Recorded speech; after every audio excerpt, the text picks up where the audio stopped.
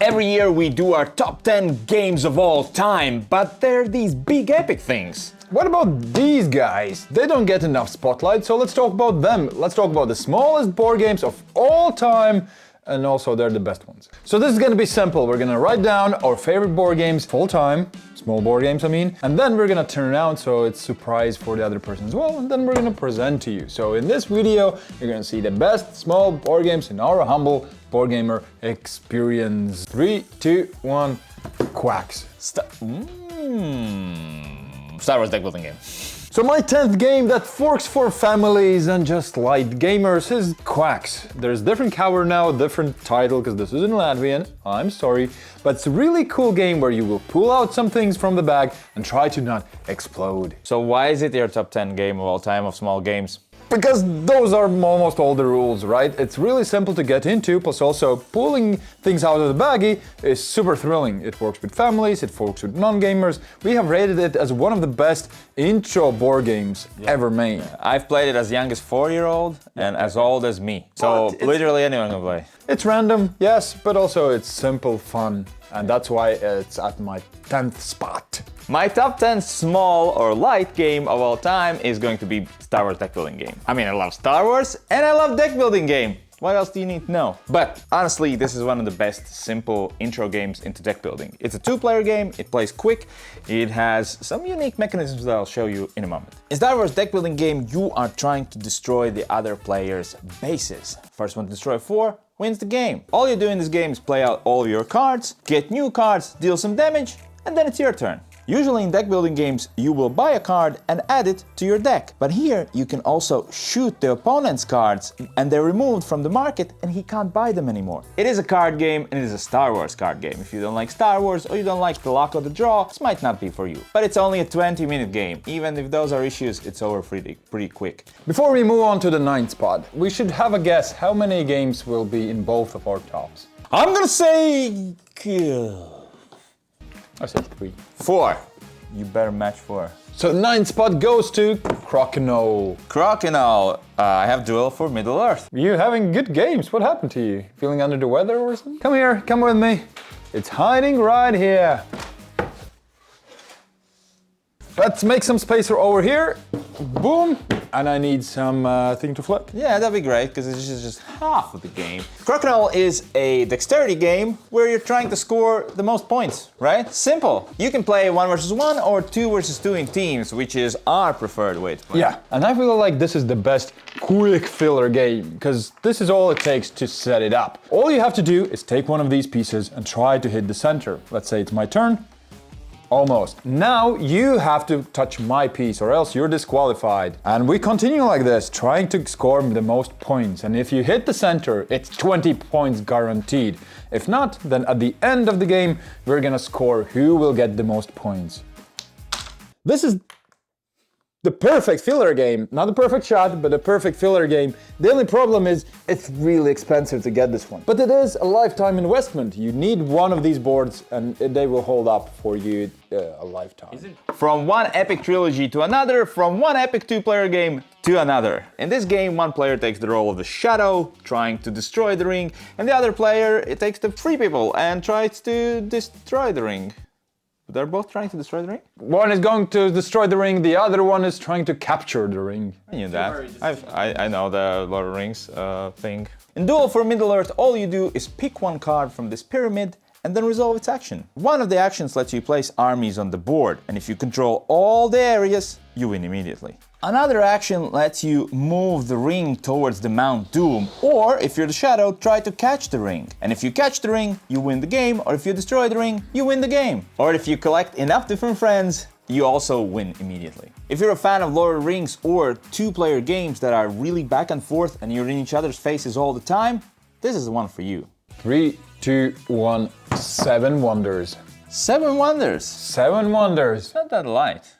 It is. Is it? So 7 Wonders is almost a classic, and it's a drafting game, and I love drafting mechanism. In this game you will be building a civilization and playing out cards in order to build it up. As I said, it's a drafting game, so we're gonna pick a card, place it in our civilization, and then pass the other cards around. And then again, do the same thing. Pick a card, pass the other cards around. And by doing this, we build up our civilization. Everybody plays at the same time. Picking a card is super simple, yet really fun. And also, you're always peeking in other players' civilizations because you're really interested in what cards are they picking. I really love this because it's just that. It's simple, yet the player interaction always gets me going. It's really good game. Survive the island is it's in the name. You have to survive an island. And it's very simple, it's quick, and it's the third time I've bought this game. Why? I'll tell you in a moment. These are your treasure hunters, and they will give you points, but only if they are alive on these little islands in the corners.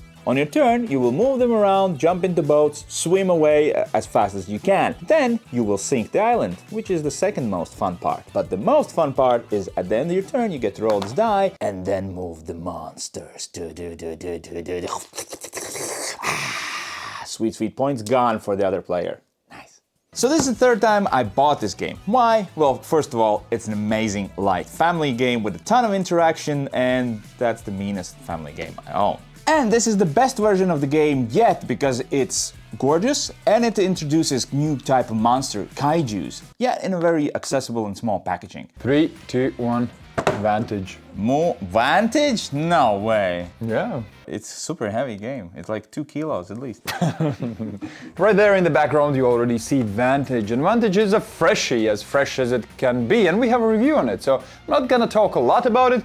Just a tiny bit, alright? Vantage is an exploration game, and that's very unique at that, because you don't have this big goal of the game. You're just here to have a good time and explore and see and discover new things. Each turn you will have few actions right here, and let's pick, for example, the green one, place. Then you open up a green book that says you will need to roll some dice to see if you lose some resources or not, but most importantly, you always progress, and this story paragraph will tell you something really cool. And you will then exchange this location card that you found before to another one, a new place you traveled, a new place with new actions. It's not for everybody because there isn't a set end goal, and the exploration might get tiresome for some people.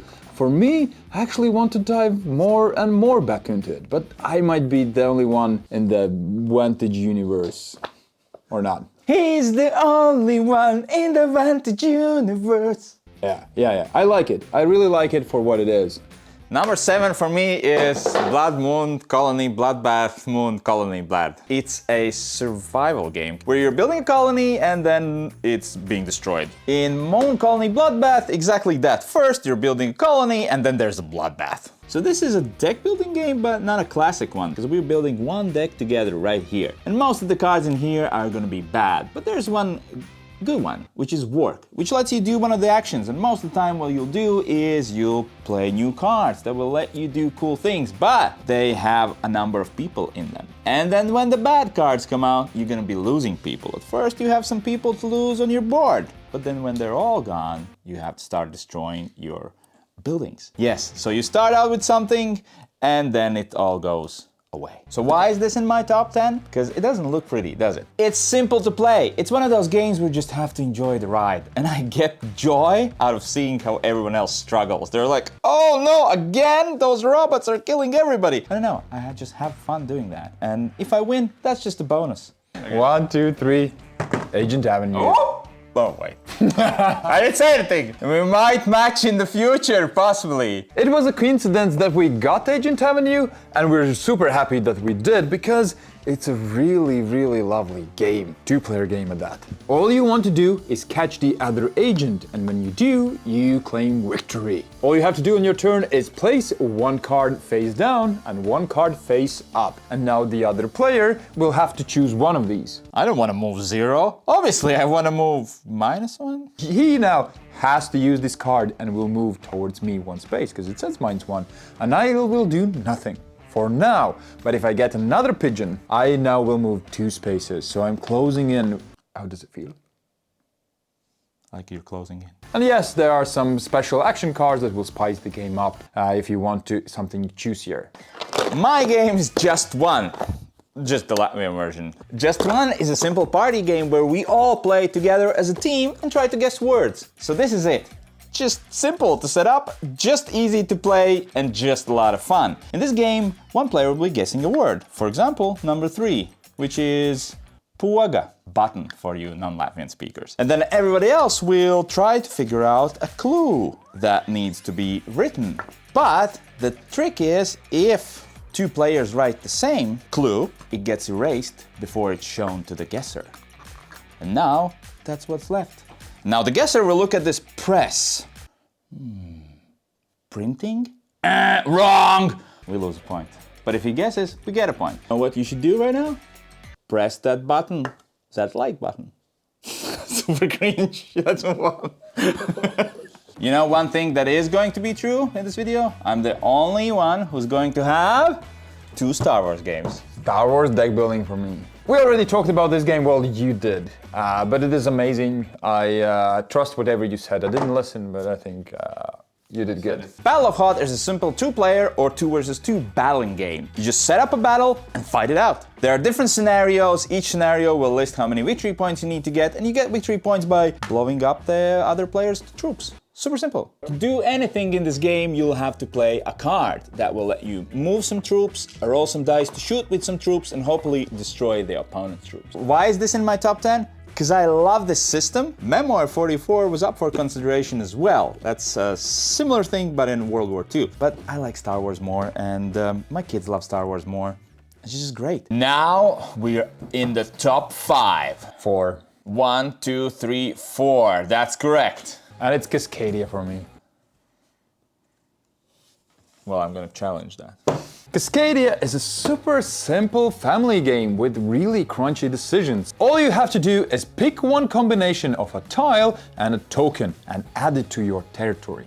And then you will score points based on your largest territories. For example, here we created a larger river. And you will also score on the tokens if they make any combos. As you can see, it's super simple, but how you combine these terrain pieces and tokens is a crunchy choice that my whole family enjoys, and I've been playing this game again and again and again. Challengers is my son's and my favorite battling game. We'd make little tournaments at home all the time. In Challengers, you'll be challenging your friends to get the most victory points. You'll be fighting each other until the big finale. All you do in your turn is just flip the top card of your deck, and then that's your power. Congratulations, you have the flag now. But wait, the other player will try to beat you, and you keep going back and forth until somebody wins. You might think, well, this is purely random, you just keep flipping cards. Yes and no. Between the rounds, you will get a chance to upgrade your deck and putting better cards in there with some special abilities, some combos, all kinds of things. Sure, you will still shuffle them and just flip them one by one, and that is random, but that's the part of it. Just seeing how it turns out. It's really fun. 3, 2, 1, The Crew. Catch, sketch. The Crew, or The Crew Mission Deep Sea to be more precise, is my favorite trick-taking board game. The Crew is a cooperative board game where you will need to fulfill some tasks, and to do that you will be playing cards. If somebody has played a certain color, then all other players will need to follow that color, and whoever plays the biggest number will pick up that pile. And hopefully that will mean that we will be able to fulfill different tasks. It's a really small package with tons of tasks and challenges, and my gaming group has been enjoying this game for years now, and it's really, really lovely. A tough game with maybe not the greatest theme. It's not Lord of the Rings, right? Or Star Wars! Don't forget Star Wars! I take that back. It has a great theme, and I really, really like it. If you like crunchier games, try it out. Bam! My favorite simple drawing game, party game, catch-sketch game. Game. In this game, one player is gonna be the guesser. Bam! He draws a card, and this is the word everyone else needs to draw. Everyone draws at the same time, and once you're done, you wanna grab the lowest number available. Then the guessing starts. Those clearly are sunglasses. Very good, you're good. But if you're not good at drawing, that's okay. I've laughed so hard in this game. Good memories, good memories. This is my go-to party game 99% of the time. It's simple to teach, easy to play, and as long as you can read, you can play, even when you're a small kid. What is that? 3, 2, 1, Moon Colony Bloodbath. Ooh, high up there. Very high up there. I really want to play it, so it's up there. Mine is the gang, the better version of the crew. You start out as the crew, but then you become the gang. I just love engine building, and then the fact that you will destroy that engine and test it right away is really, really cool. It's not about the points, it's about surviving, and I like that part of this game.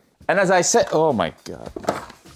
The gang is what the crew is to trick taking, this is to poker. So somebody thought, what if we make poker a cooperative game? We'll flip some cards and then without talking, we need to rank our hand. So when we start out, I have a hand of cards. And if you know poker, there are different combinations. And if I think I have the worst, I'll take the worst hand. And then we move on. We'll do a flop. And now my hand might be better. Maybe I should up my chip. And so on until the end of the game. To win, we need to rank them correctly from lowest to highest. Full disclosure, I've never liked poker much. I find it boring, repetitive, and I lost all my money on it. Kidding, no I haven't. I'm pushing this onto my every friend who likes poker. I'm like, you like poker? You're gonna love this. You like poker? You're gonna love this. You don't know what poker is? You're gonna love this. And number one, our favorite small board game of all time. All time. Is? Duel for Middle Earth. Agent Avenue. Where's Catch Sketch? I love it. Catch Sketch is a really brilliant game, just as this one. And we talked about it, and I love it, love it, love it. The simple action versus the choices is great. Well, Agent Avenue, again, we've talked about this game so many times on the channel. Fantastic game. You said everything there is to say. It's my favorite light game. What do you mean? I didn't say everything I need to say, because I need to say that if you enjoyed this video, we're gonna make a video about all-time best board games soon, all right? And we also have done a lot of tops and games of the month videos. So all the board game content right here, subscribe.